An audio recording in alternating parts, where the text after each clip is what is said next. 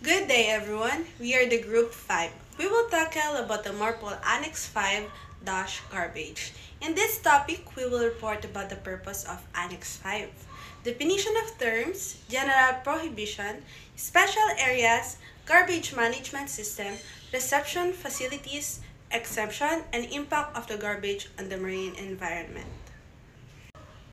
What is MARPOL Annex 5? MARPOL, which stands for the International Convention for the Prevention of Pollution from Ships, is a key regulatory framework aimed at the reducing marine pollution. So, Annex 5 specially addresses the prevention of pollution by garbage from ships. So, Annex 5 was adopted in 1988 and came into force in 1992. Its primary goal is to minimize the amount of garbage dumped into the sea, thereby by protecting marine life and the environment. So, also, it covers all types of garbage generated during the normal operation of ship, including food waste, cargo, residue, packing materials, and more. Under Annex 5, garbage includes all types of waste materials generated during a ship's operation, including plastics, food waste, domestic waste, operational waste, cargo residue, cooking oil, incinerator ashes, and fishing gear. So sa plastic, bawal ito itapon sa dagat. Lahat ng plastic waste is dapat itago siya sa loob ng barko. Pangalawa is yung food waste na kinakailangan na lampas ng 3 nautical miles mula sa baybayin bago ito itapon. Third is cargo residue. Nakadepende ito sa uri ng cargamento. Ang ilang residue ay dapat is itago din sa loob ng barko, no? Yung lastly is yung iba pang uri ng basura. Kabilang dito yung mga papel, metal at baso na may mga tsak na regulasyon kung paano ito at kailan ito maaaring itapon.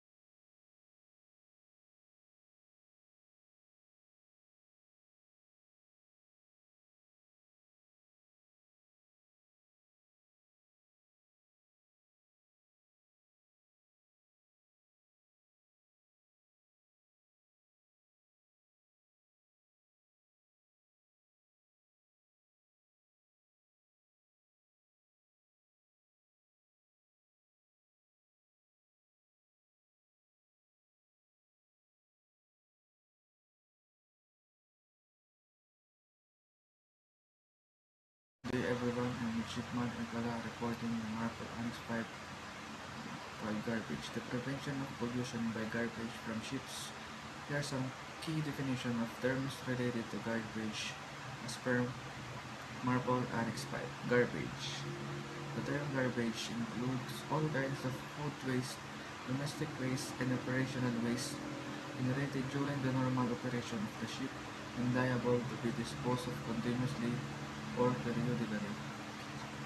Garbage. Normal naman sa atin itong garbage. Ito yung mga ginagamit, mga basura na paggamitan natin, mga pagkain or materials.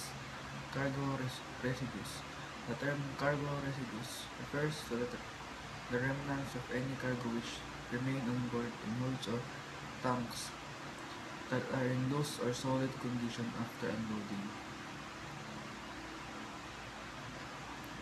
Cargo hold washing. Cargo hold washing water. This term typically refers to the water used washed to wash to use refers to the water used to wash cargo holds during cleaning operation. Ito yung ginagamit natin para malinis ang isang barko kung meron man itong dumi. Animal carcasses refers to the bodies of dead animals on board a ship which may need to be disposed properly. Ito yung mga hayop na patay o nakita natin sa dagat na patay o wala ng buhay. Dapat hindi sa dagat tinatapon ito. Fishing gear includes nets, lines, spots, traps, and other fishing equipment that may ito during fishing activities kung hindi ginagamit sa tamang paraan. Plastics refers to synthetic materials which can be molded into various shapes and used for various purposes including packaging materials. Alam naman natin itong plastics, ito yung mga non-biodegradable, biodegradable, and recyclable. Ito yung isang nakakasira sa marine pollution kasi kahit may tapunan na malapit sa inyo, hindi pa rin itatapon ito sa tamang basurahan. Comminuted. This term refers to the process of reducing solid waste into tiny pieces or particles. Ito yung mga basura na ginagawang parang pinipino siya para hindi siya kumalat sa isang lugar. Food waste includes any waste arising from the preparation, consumption, or storage of food on board ship. Ito yung mga pinaggamitan natin pagkain o nagamit na pinaglagyan ng pinagkainan na natin. Domestic waste refers to waste materials originating from the accommodation spaces on a ship, such as paper, cardboard, plastic containers, and similar items. Ito yung mga ginagamit ng mga crew na materials sa ship. Cargo handling residues. These are the remnants of cargo handling operations such as sweeping and cleaning residues from loading and unloading areas.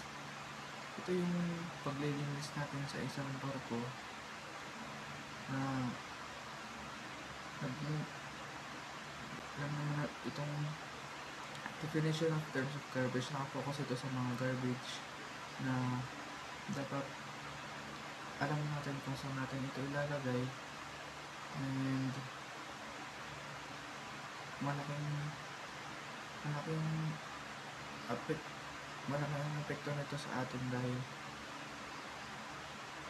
pwedeng tayong maapektuhan at saka yung mga hayop sa dagat, yung mga isda, and Annex 5 provides specific definition from various types of garbage generated on ships. Midshipman Blanco Christopher from BSM to Alpha, and after we tackle the definition of terms, we are going to tackle the prohibitions of Annex 5. Annex 5. Annex 5 prohibits the discharge of all garbage into the sea except as provided otherwise. For example, Annex 5 totally prohibits of the disposal of plastics anywhere into the sea and severely restricts discharge of other garbage from ships into coastal waters and special areas. So, makita po natin dito na prohibits talaga nila yung mga discharge of all garbage into the sea. Tas lalong-lalo na yung mga pag-dispose ng plastics dahil masama ito sa karagatan. Alam mo naman natin na plastics ay hindi masyado na-dispose or ano siya, kumbaga mahirap siyang ma-decompose pag pinalutang-lutang natin sa tubig. At saka paglabagay yon sa marpol. Alam naman natin na meron tayong maritime law na pag dumabag ka doon ay pwede kang tawag dito.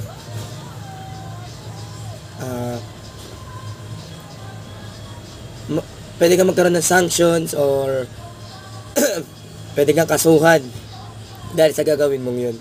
So kaya tayo may prohibitions of Annex 5 para ipaalala sa atin yung mga bawal at tamang gagawin natin sa barko sa proper discharge of all garbage. Yun lang po.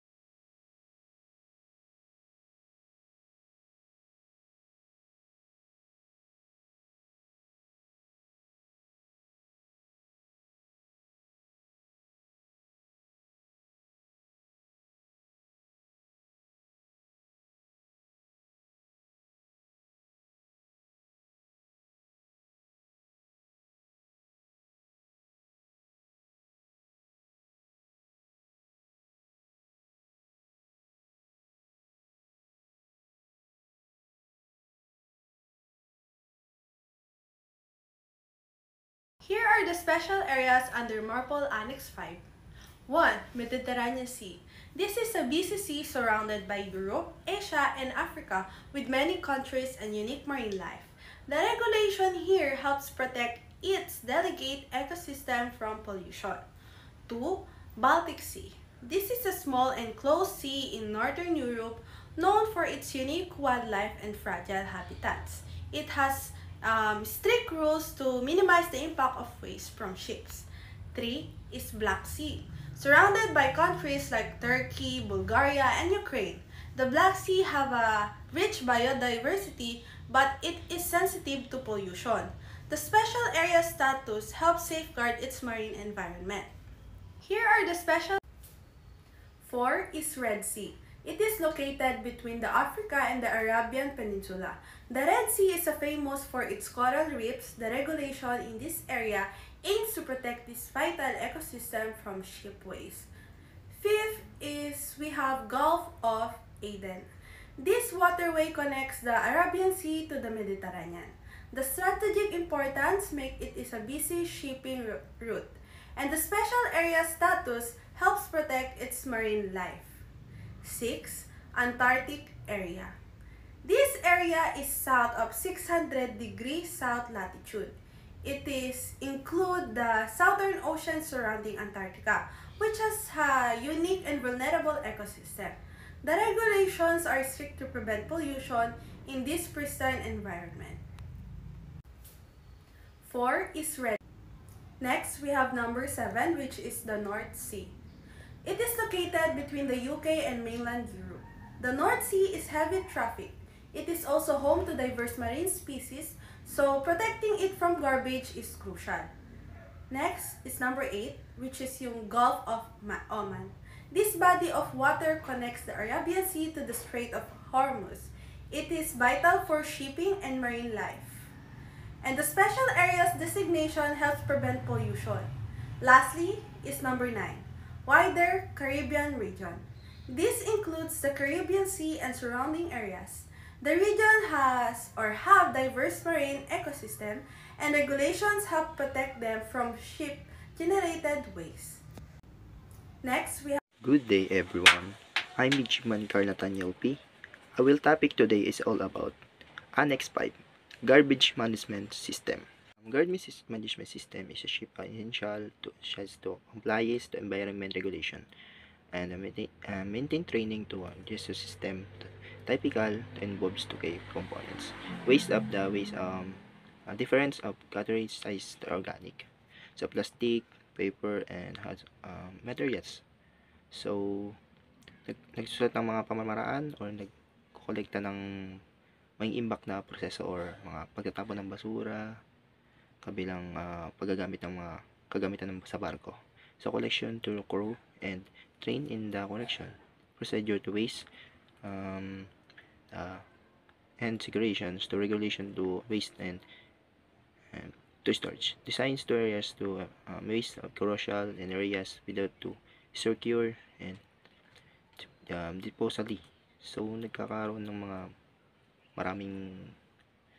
maraming kalat. So, prevents to regulation to ship, discharge to waste to reduce, should be disposal waste and port facilities opposite to ensure disposal operation. So, recording to waste, general treatment to disposal to maintain these documents essential environment. So, maraming kasing dapat itapon na basura or hindi na kasi may mga nabubulok or di nabubulok. So, garbage management to ship is essential to maintain the system environment composed to gate components, the price and waste. Plastic, paper materials, hazardous waste, materials, chemical, organic waste, food, crop, or anything na marami. So, collection to storage, designs, and specialist to temporary regulation to flow odor. So, processing treatment and compaction to waste that reduce to volume. So, implants the onboard to train type of waste to ensure complies powerful. So, according to safe disposal of waste. So, training awareness kasi maraming pwedeng provide or encourage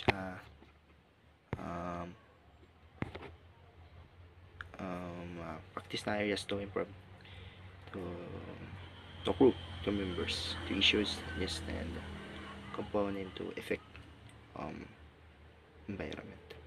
So, nagkakaroon ng maraming patay na isda, nagkakaroon ng dahil sa basura, pagtatapon ng basura sa barko, sa dagat or mga lamang dagat na tulad ng shell, pwede silang mamatay, ng basura, pagdumi ng tao. So, waste to areas to especially low organic waste treatment, defending type waste. So, designers to areas procedure should be safe disposal of waste at facilities to proceed of offshore disposal operation. So, nagkakaroon kasi ng pagbabago sa dagat, lalo na pag maraming tinatapon na mga basura, lalo na yung langis. Pag natatapon, pwede siyang ikamatay lahat ng laman dagat, or pwedeng magkaroon ng mga sakit na pwedeng, lalo na sa mga isda, pwedeng magkaroon ng sakit. So, waste or composed to facilities follow disposal. So, disposal port or facilities coordinate the ports or safe disposal of the waste. So, maraming paraan para pwedeng kaya magkakaroon ng maraming basura na tulad ng nabubulok, hindi siya nabubulok. Kaya kailangan mo i-guide yung mga taong, lalo na pag first time sa barko, tulad ng suggest enchantments to complying to sa components to ensure to effect garbage management system, protection to marine environment, and maintain ship operational efficiency. So, di ba nga dapat siguro magkaroon ng kaya marami nagtitraining kasama sa training yung pagkakaroon ng garbage management system. Lalo na kasi maraming taong pakalat-kalat lang, naglalagay lang ng basta pagkatas kumain, lalagay lang sa hindi sa tamang basurahan. Kaya pwede magkahawa-hawa ng lalo pag nagkasakit dahil sa basura. Kaya nagkakaroon ng lalo na sa mga barko, pag sa barko lang, dahil sa basura. To correct, producer to waste, collection and segregation. Not involved to onboard clother. So design areas, segregation to waste, secure to haulage and organic waste. Lalo ng mga gulay, tulad ng gulay, plastic, yung na hindi na lulusaw, tulad ng bakal, tulad ng mga plastic na matitigas. So ito generation treatment, compliance and maritime authorities. So ship safety and environment. So complies to key components, practice and involved. Training kasi kailangan pag-aralan lahat, lalo na pag first time ka sa barko, tapos kumain ka, tapos lalo na kung kumain ka ng pagkain, saan mo itatapon, di ba? Saan to? Alam mo yung area na pupuntahan mo, kung saan ba yung tatapunan, or saan ba yung nabubulok, or saan ba yung hindi nabubulok. Solid waste to reduce to involve. Regulation to decoloration and compliance. Waste to maintain regard to waste type, qualities and disposal method. And training awareness, crew and regulation training to crew and waste management, produce to environment responsibilities.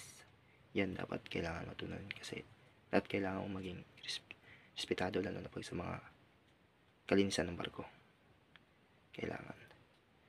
So establishing system to crew conduct audits, waste management practice to identify all areas improvement. Marami kasing tao na kung saan na lang, minsan sa bulsa, di ba? Tapos minsan nalalaglag na lang, kaya pinapagalitan ng matataas na posisyon. Waste to discretion, kaya maraming pamamaraan na kailangan protektahan ng barko, kasi sa bawat sampa meron nagkakaroon ng clearing operation. Titingnan yung barko mo, malinis ba, lalo na sa loob or sa labas. Treatment to depending types of waste. Yan. So yun kailangan para sa akin, para sa lahat, or sa akin, kailangan na maging malinis ang barko, or dapat maging malinis ka sa lahat, lalo na pag sa barko or sa dagat. So yun lang po. Good morning, sir. I would like to talk about the port reception facilities. The effectiveness of ships to comply with the discharge requirements of MARPOL depends largely upon the availability of adequate reception facilities, especially with the special areas. Hence, the MARPOL Annex 5 also obligates the government to ensure the provision of adequate reception facilities at port and terminals for the reception of garbage without causing undue delay to ships, and according to the needs of ships using them, as provided in Regulation 8.3, Small Island Developing States (SIDS) could satisfy the requirements for providing adequate port reception facilities through regional arrangement when, because of those states' unique circumstances, such arrangements are the only practical means to satisfy these requirements. Parties participating in regional arrangement must develop a regional reception facilities plan taking into account the guidelines developed by IMO 2. And that's all, sir. Good morning, sir. I would like to talk about the port reception facilities. The effectiveness of ships to comply with the discharge requirements of MARPOL depends largely upon the availability of adequate reception facilities, especially with the special areas. Hence, the MARPOL Annex 5 also obligates the government to ensure the provision of adequate reception. Tapos yung makinig kay Midshipman Manto sa reception facilities, we are now going to tackle the exemption of MARPOL Annex 5. Ship's garbage, MARPOL Annex 5. Exceptions are food waste, cargo residues that are classes as non-harmful to the marine environment, cleaning agents, additives contained in cargo hold, deck and external wash water if they are not harmful to the marine environment. So, these are the exemption in MARPOL Annex 5. Food waste, animal carcasses, swept cargo residues, and other cleaning agents in wash water which are harmful to the marine environment. So, may kita po natin dito na meron din talagang mga exemption sa MARPOL Annex 5. Dahil kung papagsamahin natin ito lahat sa garbage, kumbaga, parang ano lang to, parang sa tao lang din na dito sa land kailangan natin segregate, kumbaga plastic tapos biodegradable, parang ganoon lang siya sa MARPOL Annex 5. Kailangan natin intindihin talaga yung mga itinatapon natin, kung tama ba yung tatapon natin sa tamang basurahan, at kung ano yung tamang basura na i-dispose natin. Tama, yung basura i-dispose natin, yun lang. Tapos we will make sure na tama talaga yung gagawin natin, dahil kung mali, mapapagalitan lang tayo. Yun lang. Thank you po. I'm John Patrick Dumlao, and I'm here to talk about the impact of garbage on the marine environment. Garbage, transported in the ocean, can travel long distances. This garbage is an environmental, economical, and health problem to humans. The first area we're gonna talk about is environmental. Entanglement and ingestion of marine litter is directly damaging wildlife and the environment in which they live.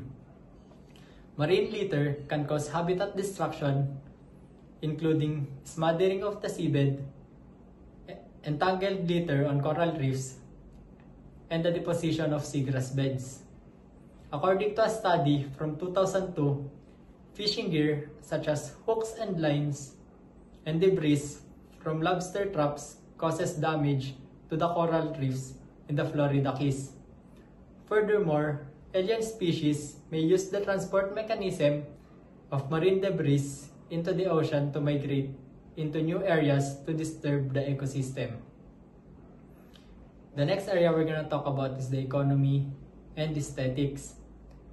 Marine litter along beautiful beaches and waterways destroy the beauty and enjoyment of those areas, and hence negatively impact tourism and economical benefits that it brings.